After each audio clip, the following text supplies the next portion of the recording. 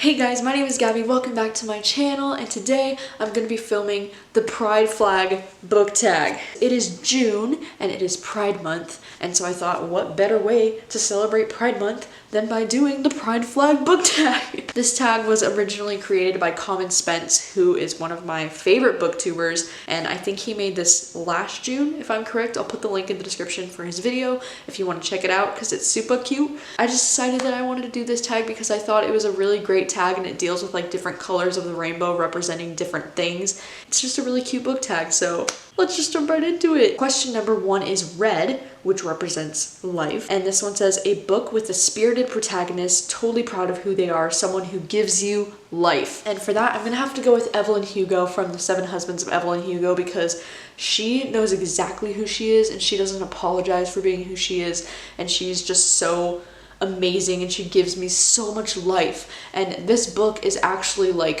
her entire life story, from like when she's a young girl all the way through the end of her life. So this book gives me so much life. It gives me a literal life with Evelyn Hugo. Like, oh, it's just so good. And this book does have some LGBT themes in it as well as a bonus. The second question is for orange, which represents healing, and it says a book that made you as the reader find a deeper meaning in your own life. So for that, I'm gonna have to go with We Are the Ants by Sean David Hutchinson, which is another LGBT book, by the way. I'm just nailing this tag.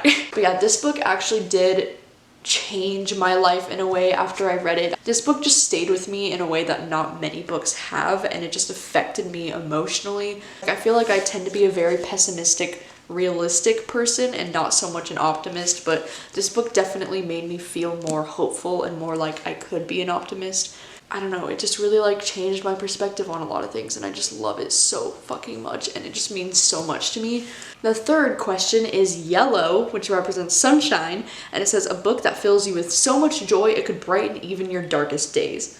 And honestly, lately the latest Christina Lauren releases fit this question so perfectly, because these books make me so freaking happy, and I feel like these books can make anyone happy, even on your darkest days, because they're just so cute and so fluffy and so lighthearted and just like some of my favorite romances ever. Josh and Hazel's Guide to Not Dating, like Hazel is like one of my favorite characters, and she's definitely someone who knows exactly who she is and doesn't apologize for being who she is, and she's like quirky and cute and an elementary school teacher from Portland, Oregon.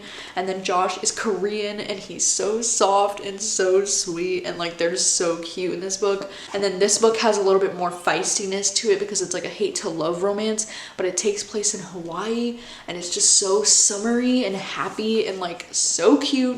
And honestly, just both of these books just could make anybody so happy, even on the saddest days, honestly. The fourth question is green, which represents nature, and it says a book that is set out of this world, a reality different to our own. So I don't read like a ton of sci-fi and a ton of like fantasy and books that are like not set in our world. You know, I mainly read contemporary romance thrillers, you know, stuff that's set in our time.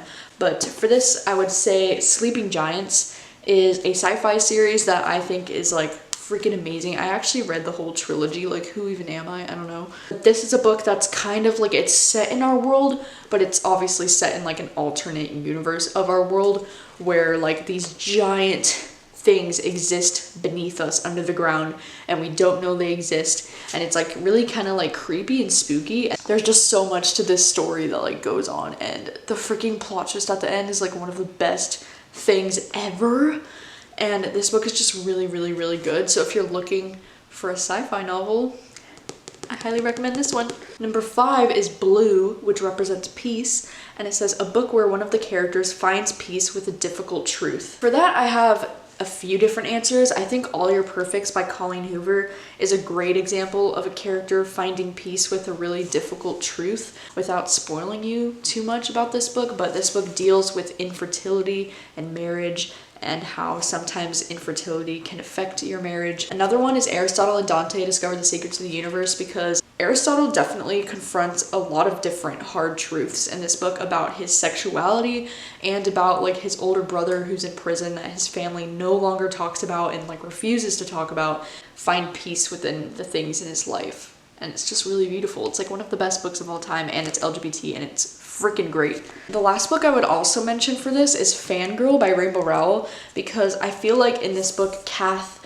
has to find peace with living a life without Simon Snow. Well, not necessarily like without Simon Snow, but like living a life outside of her fan fiction, and like living a life that's not so close with her sister anymore. Like she really has to like live a life on her own and be her own person. I feel like that's a hard truth that she has to find peace with in this book. All right, and number 6, the last question is Purple, which represents spirit, and it says a book that deals with LGBT themes and religion. One of my favorite books that deals with LGBT and religion is Autobiography by Christina Lauren.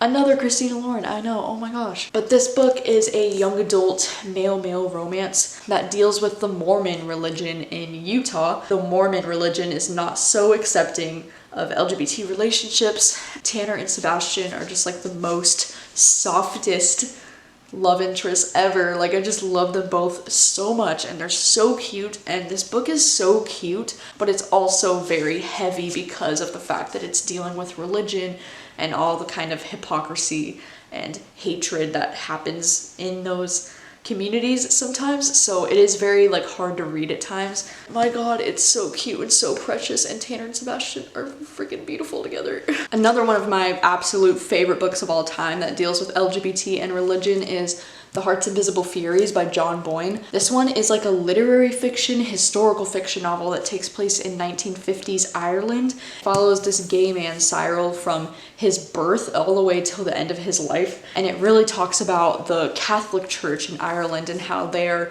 not accepting of LGBT relationships. It is just a very, very powerful novel. It is a hefty novel as well. It's like over 500 pages. But it is so beautiful, and it's honestly like one of my favorite things that I've ever read, because it will just stick with me forever, and it's just so goddamn beautiful. Like I just love it so much. So that is all of the things. This was the Pride Flag book tag.